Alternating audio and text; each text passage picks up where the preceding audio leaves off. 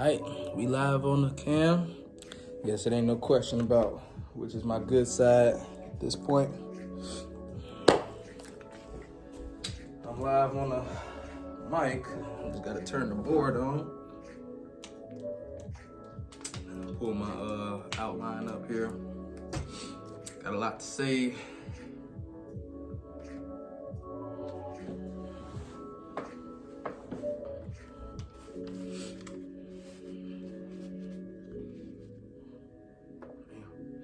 I'm live on the board.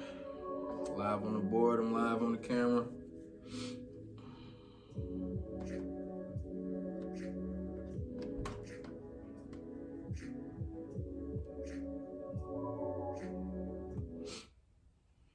All right. So, top of the morning, everybody. The date is February the 6th, 2K23, man. This is another episode of the Kingdom Performance and Wellness Podcast. Peace and blessings to all the kings and queens tuning in, man. This is the Newbreed recap episode. I am your host, Royal Mumanan Ra'amun Imhotep. My birth name is Roman Griffin Jr. And I would just want to thank you guys for listening to my Pan-African sports performance and holistic health messages. If you feel like this message resonates with you, please don't forget to like, share, and subscribe to the YouTube channel at Kingdom Performance and Wellness. So again, man, today is Monday the 6th. I just got off of the mat Saturday at the Newbreed Jiu-Jitsu tournament, man. It was a good experience, you know, despite what it looks like. Yes, this is a big fat shiner, the biggest one I've ever had, you know, and I'm definitely going to get into how it happened. But today I would like to start with a quote from one of my favorite films, a hood classic, the movie Friday, man. R.I.P. to John Witherspoon.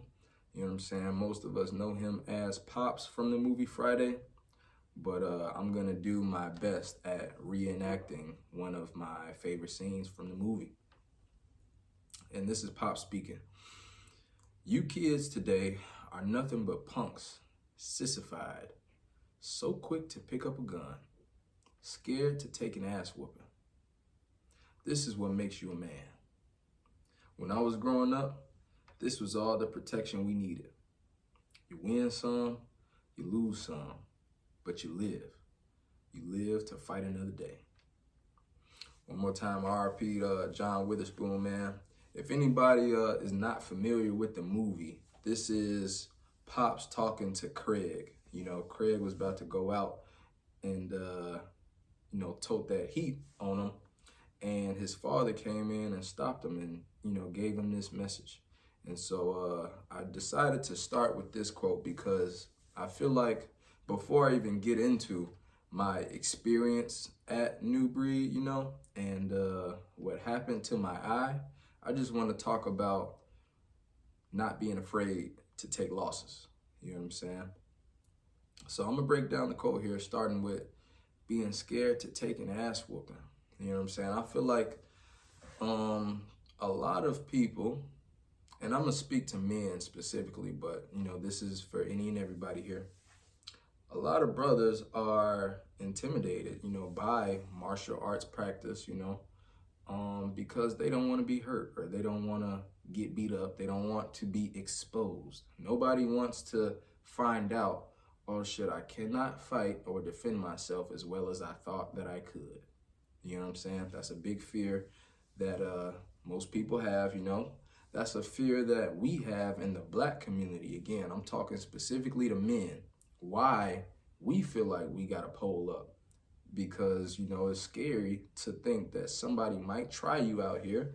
And in the event that you do, it's going to be publicized.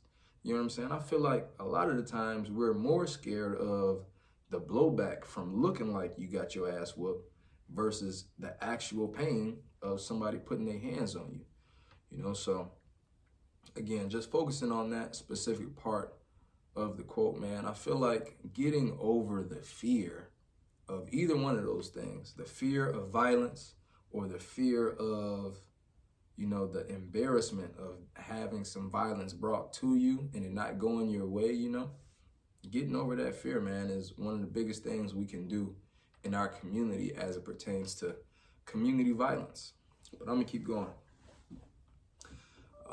into this quote here. Training martial arts and how it bolsters masculinity. You know what I'm saying? I get a lot of questions, these last couple of days about why do I train? You know what I'm saying? Why would I go and compete? Why would I keep going, after I got my eye dotted up like this, right? And the only answer I have is that, martial arts and sports, violent sports specifically, whether it's contact sports like basketball, collision sports like football, or what I'm doing now, combat sports with MMA, it speaks to the warrior inside of me. You know what I'm saying? Like, as a man, I have a lot of energy, I have a dark side of me, you know what I'm saying? And when you don't have a healthy outlet to express, that anger, that frustration, or that energy that you have, man, it comes out in other ways, and I feel like refining and developing what I call the dark side, the warrior spirit that's in me in a controlled manner, right, is what allows me to not be a deviant, It's what allows me to be gentle and kind in my life, because I have control over, again, the darkest, violent, ruthless killer aspect of me. I have balance in my life, And I feel like as men, we need balance. So this is, again, a message about finding your way to lock in and to express the, inherent nature that we have in us as men. And join me. If you don't know what else to do, man, if you don't know where to start, come check out my boxing classes at the Cherville YMCA, or shout out to Premier MMA, man, the Maryville location, Team Cologne. Start your martial arts practice is all I'm saying. And then the third thing that I would like to touch on about this quote here, learning how to deal with losses. I would like to remind myself and my audience that I am a champion, in multiple sports. Football, I've won state championships. Shout out to Andran and the Fighting 59 is my alma mater, man. Shout out to all my teammates, everybody that I was inducted into the Andran Hall of Fame with, Most don't know I'm also an underwater basket weaving national champion. You know what I'm saying? I grew up doing basket weaving, and I'm the man. You know what I'm saying? And I've been the man for a long time. Basketball, track, wrestled 4 years in high school, so I've had to learn both how to be a champion, and I want to shout out my pops, also my father, for giving me the attitude and, preparing me to be the best always, no matter what sport that I was doing. That was always the goal, to be the very best. You don't get into nothing to take it easy and to be mid-grade or mid-pack. You know what I'm saying? When you start, you might not be the best, but by the end of the season and by the end of your time there, maybe not the end of the season, by the end of, it ain't no end, damn it, really, you know what I'm saying? As long as it take for you to grow, to learn, the goal is to be the best, and you don't stop until you hit that point. But again, I had to learn how to lose. I have had a lot of early success in my athletic career as a youth, and it wasn't until I was older in high school and had some adversity to where I had to learn, like, you're not supposed to win every game, you know what I'm saying? And it's okay when you take a L, and when you take them publicly, they sting a little bit more. But yeah, man. I used to really deal with depression in a loss, you know. I had a moment in high school where we had lost a state championship. The only game we had lost that year, we went 14-1, and couldn't cope. You know, was literally isolating myself. You know, locked myself in a room, and just dove into a multitude of negative coping mechanisms, man. You know, eating bad. Like the only thing that would make me feel better after a loss was cheesecake. And, you know, I didn't want no hug. I didn't want to talk. I didn't want to hear I did my best, or I didn't want to hear none of that shit. It was just get me the food. You know what I'm saying? That post-loss meal was the only thing that would bring me some comfort. You know what I'm saying? To try and replenish my body. But at this point, you know, I was very ignorant about nutrition, you know. And I was also ignorant about emotional intelligence, you know, straight up. I didn't know how to take a loss. Like, losing didn't feel like I lost the game. It used to be a real hit to my self-worth. You know what I'm saying? And I'm kind of jumping ahead here, getting into the holistic health aspect of my training regimen and of martial arts again. But it took me a little while. I had to grow up to realize that I am not a loser because I lost. You know what I'm saying? You lose a game or a match or a meet or a tournament, and that does not make you a loser. Michael Jordan said, and I'm gonna mess the quote up. I've seen it a bunch of times, but he talked about how many times he's lost before he won. You know what I'm saying? Everybody lifts Mike up as the GOAT for being 6-0 in the finals. You know what I'm saying? But Michael Jordan had lost playoff series before he made it to the finals. You know what I'm saying? And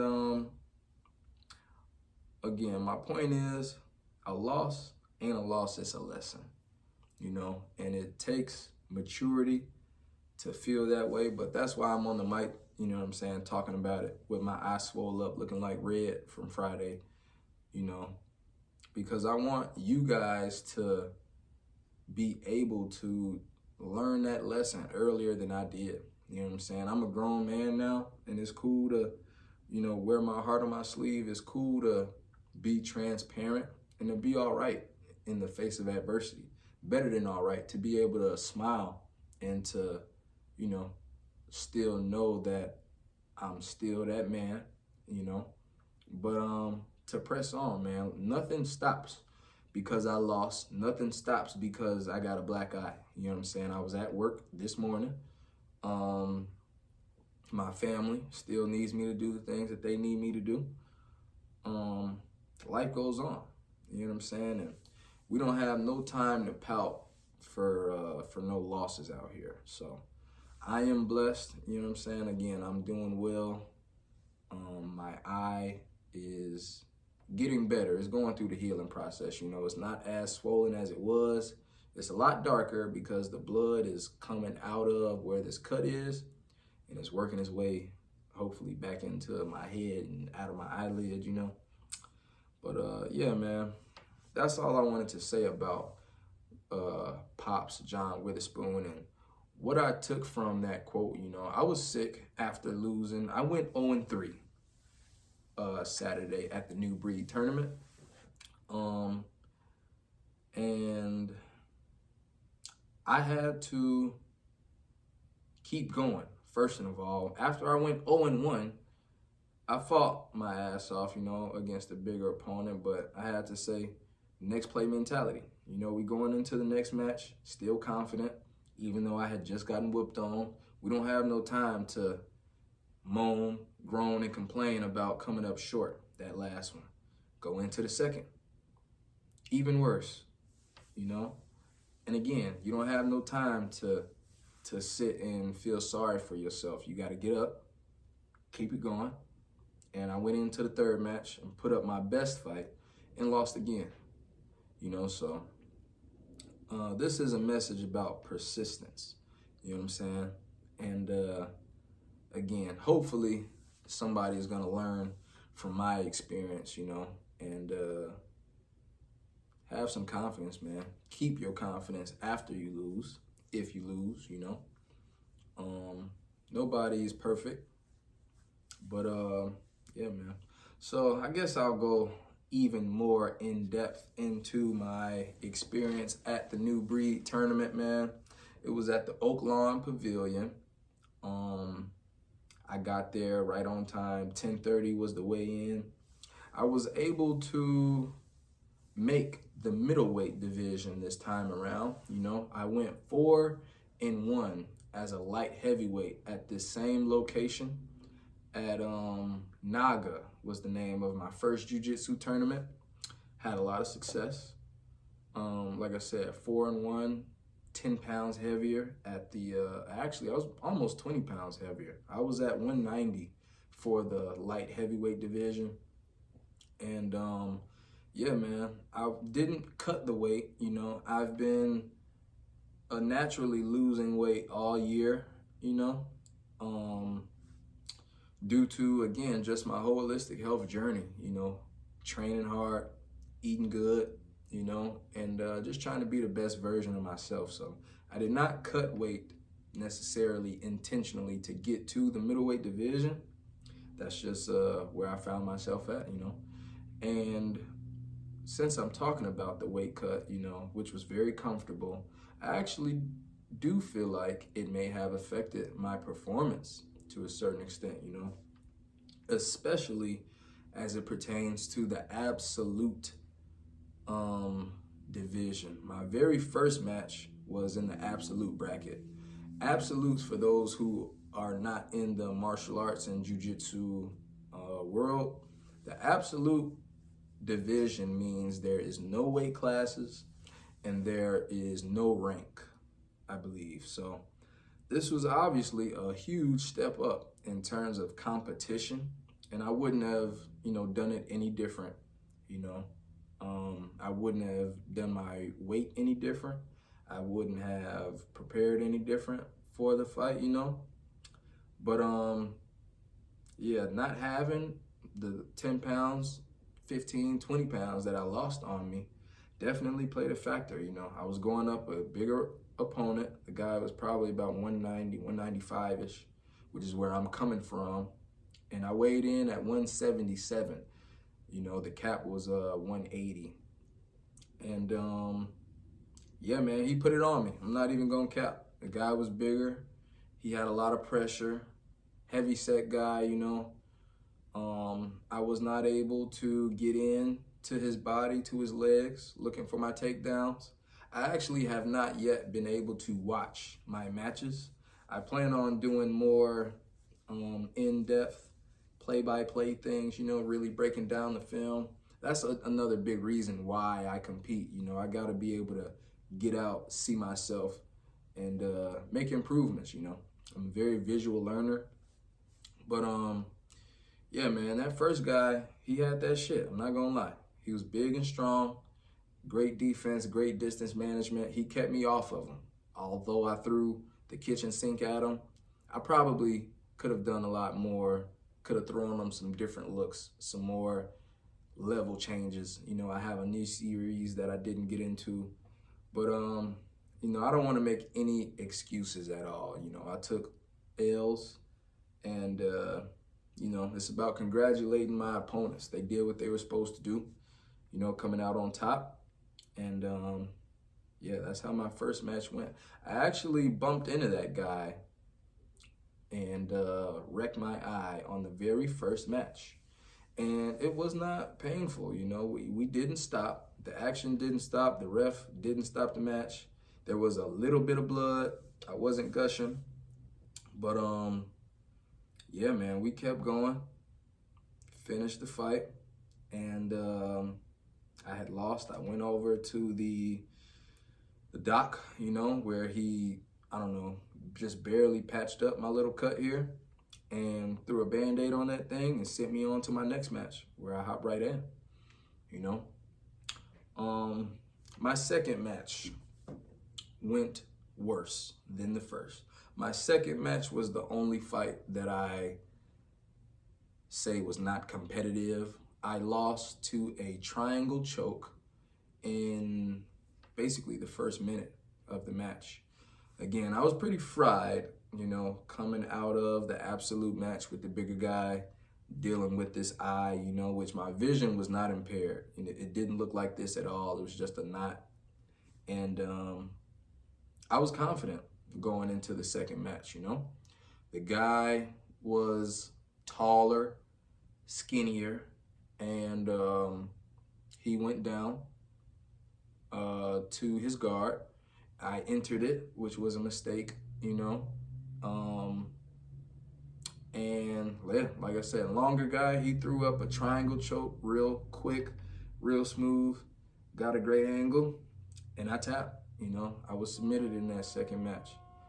And again, I don't regret that, It was either tap or go to sleep. And again, my first mistake was entering his guard in the way that I did. I very much made it easy for him. And again, I got to watch the film and look at it and, grow from it.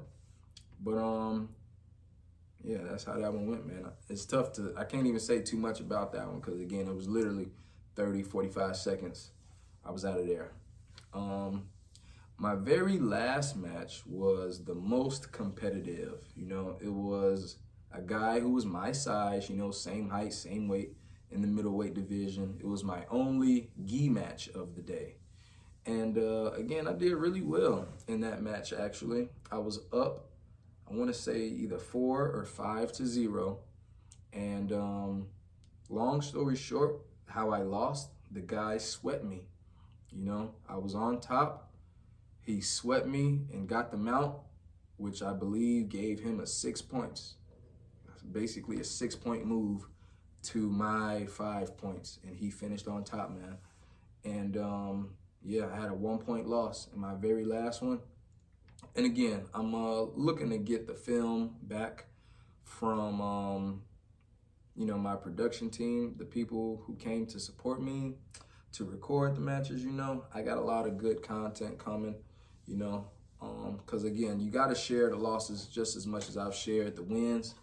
If you haven't already, feel free to check out my matches from the Naga tournament, just so you can, see who I am or what jiu-jitsu is, or, learn from my matches with me, man.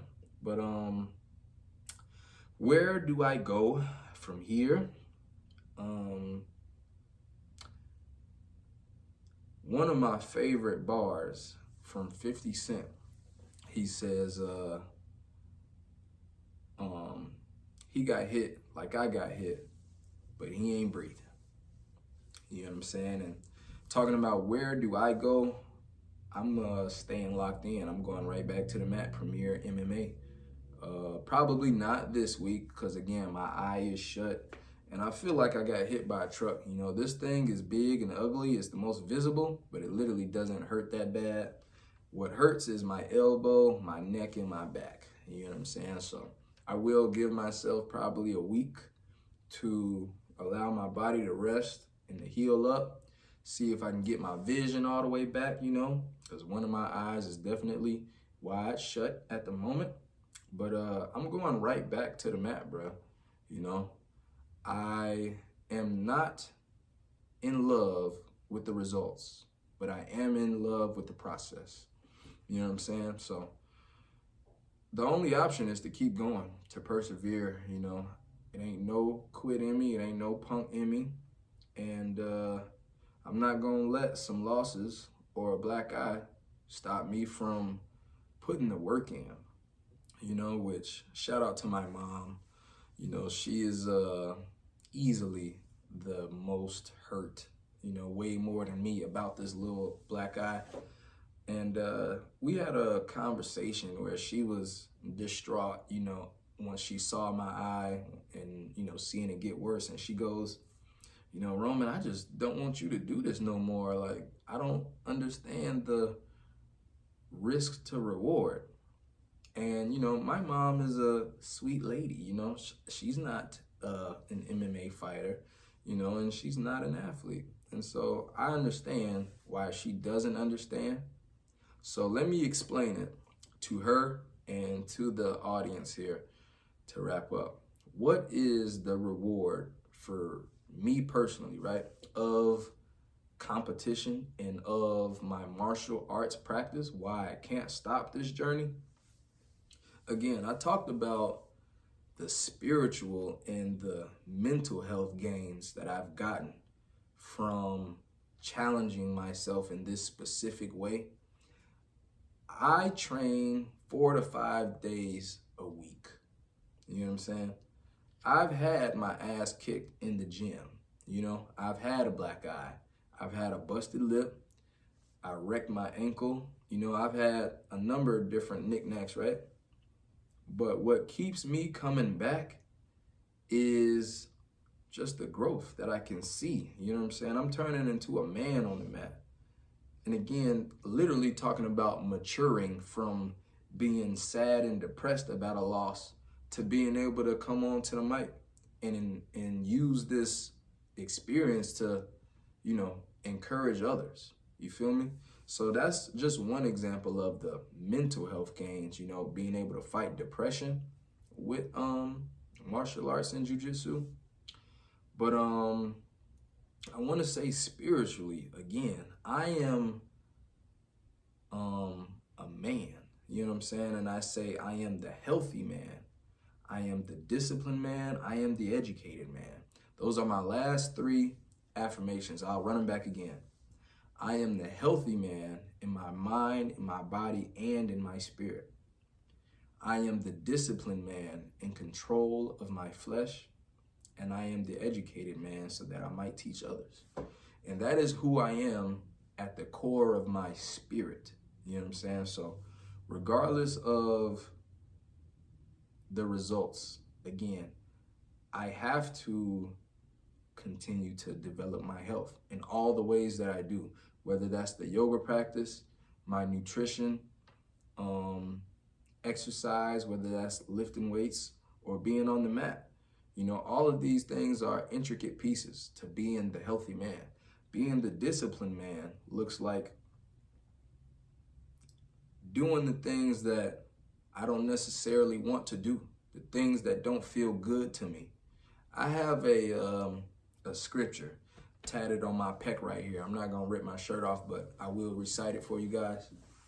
It is Hebrews chapter 12, verse 11. And it says, "No discipline is pleasant, but painful. Later on, however, it produces a harvest of righteousness and peace for those that have been trained by it." Hebrews chapter 12, verse 11. And that, like I said, perfectly embodies my spiritual development of why I have to continue, you know what I'm saying, in the face of pain. Because I know the discipline that comes along with, or the righteousness and the peace that comes with strict bodily discipline, that comes with fortifying this vessel. I am not my body, you know what I'm saying? I'm not my mind. I'm not the thoughts that I have, and I'm not, you know, my appearance. Who I am is my soul and my spirit. You know what I'm saying? And putting this body to the test every single day is good for my spirit, you know? And so that's why I do it. You know, that's why I can walk around with this black eye and not be ashamed, you know, because this ain't me. This vessel is not me. And I use the vessel as a tool to, you know, live through. You know what I'm saying? And the one thing that I do know about this vessel is that it's a self-healing organism. This eye is going to get better. I've been injured a million times throughout my sports career. Thank God I've never broken a bone. But, you know, I'm healthy. And I'm going to continue to develop my health, man. In conclusion, one more time, man, a loss ain't a loss. It's a lesson. And it ain't no telling how many L's you might have to take before you get a dub. You know what I'm saying? So don't even count them L's. Keep your head down. until you come up. Stay locked in. Push your limits. Go farther than you think you can. You know what I'm saying? Do the shit that you feel like you're gonna struggle at. Run right towards that. Everything that you feel like you can't do, or wherever you look and see struggle and failure, go that way. You know, what doesn't kill you will only make you stronger, man. And like I said, just thank you for tuning in. This is another episode of the Kingdom Performance and Wellness Podcast, man. Welcome to the kingdom. Thank you.